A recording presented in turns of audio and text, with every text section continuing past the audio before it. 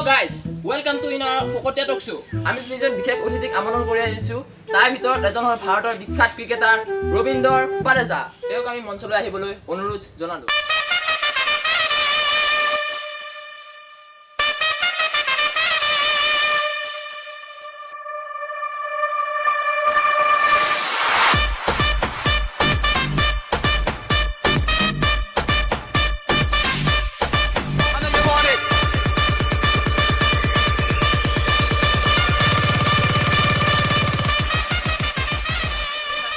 এজন বিখ্যাত ব্যক্তি হ'ল বিশ্বৰ বিখ্যাত ৰেপাৰ ইয়ো গান্না সিং। অঘাইতং লৰাটো মই অঘাইতং বেছি হলে উৎপাতটো কাণত ধৰি পকাই থম। অঘাইতং লৰাটো মই অঘাইতং বেছি হলে উৎপাতটো কাণত ধৰি পকি যাম যি টি মোৰ ভুল হলেও হ'ব।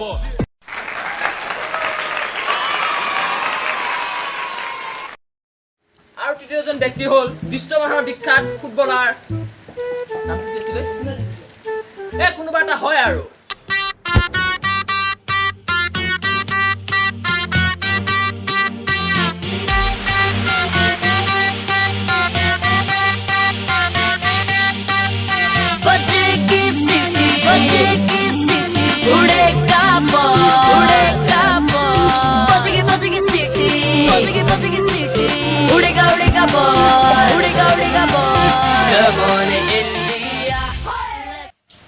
আমি বিখ্যাত ক্ৰিকেটাৰজনক সম্বৰ্ধনা জনাব ওলাইছো আৰু সম্বৰ্ধনা জনাব আহিছে আমাৰ ফকতীয়া টক শ্ব'ৰ সদস্য মেলো সিং ৰাথোৰ।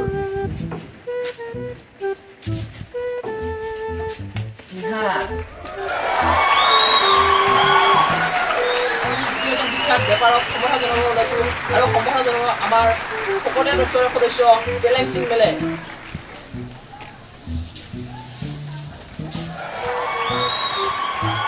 বিখ্যাত ফুটবলৰ সম্বৰ্ধনা জনাব ওলাইছো আৰু সম্বৰ্ধনা জনাব আমাৰ ফকতীয়া টক শ্ব'ৰে প্ৰডিউচাৰ লাদেন সিং ঠাকুৰ।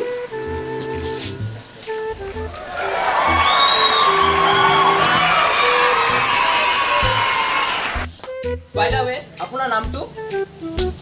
মোৰ নাম ক্ৰিষ্টানো ফকলাণ্ডো। বাৰু আপুনি কওকচোন, বেলেগ ক্ৰিকেটাৰৰ হাতত বল বা বেট লৈ আহে, আপুনিতো ষ্টাম্প লৈ আহিছে, ইয়াৰ কাহিনীটো আপুনি অডিয়েন্সক কৈ দিয়ক। ৰাইজসকল, ইয়াৰ আঁৰত এটা বৃহৎ কাহিনী আছে। এদিনাখন মই এখন ঠাইত মেটচ খেলিব গৈছিলোঁ। সেই খেলখনত অডিয়েন্সৰ মাজৰ এজনী ছোৱালী মোৰ বৃহৎ পচন্দ লাগিল। লগে লগে মই তাইক চকুটিপ মাৰি দিলোঁ। মই জনা নাছিলোঁ যে সেই ছোৱালীজনীৰ অডিয়েন্সৰ মাজত অলৰেডি 10-12জন বয়ফ্ৰেণ্ড আছে। তেতিয়া সেই ল'ৰাকেইজনে ফিল্ডত সোমাই আহি মোক বহুত ধুলে, এনেকুৱা ধুলে। সিদিনাখনৰ পৰাই মই হাতত বেট বাদ দি ষ্টাম্প লৈ ফুৰা হ'ল। এইটোহে কথা নেকি? বাৰু দুখ কৰিব নালাগে, হ'ব দিয়ক, আহক। আপুনি কওকচোন, আপুনিতো বিশ্ব ব্ৰহ্মাণ্ডৰ এজন বিখ্যাত ফুটবলাৰ হয়, অথচ ইয়াৰে এজনে আপোনাৰ নামটো নাজানে। ইয়াৰ আৰু কাহিনীটো আপুনি কওকচোন। মই ইয়াত খুব কমেই খেলোঁ, বাকী গ্ৰহবিলাকতহে মই খেলোঁ। যদি বিশ্বাস নহয় আপোনাৰ এলিয়েনবোৰক সুধি আহোঁ। আপুনি বেলেগ গ্ৰহত খেলিবলৈ গ'লে ৰকেট ব্যৱহাৰ কৰে? নহয়, এইটো আপোনাৰ ভুল ধাৰণা। মই আগনৰ ৰথখন মান্থলি হিচাপত ভাড়া লওঁ। যিহেতু আপুনি এজন বিখ্যাত ফুটবলাৰ হয়, আপুনি আপোনাৰ ফুটবলৰ এটা স্কিল ৰাইজক দেখাই দিয়কচোন। ভৰিয়ে দেখাওক আপুনি স্কিল। ভৰিয়ে ফুটবল কোনে খেলে? মোৰ যিবিলাক গ্ৰহ তাত ডাইৰেক্ট হাতেৰে ফুটবল খেলে।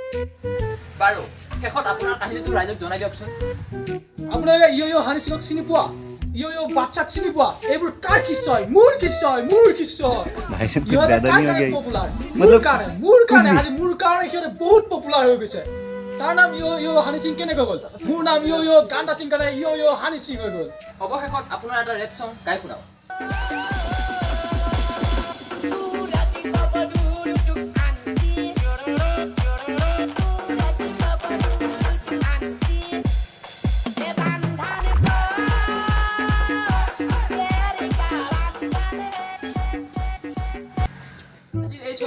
আমি ইমানতে সমাপ্ত কৰিলো।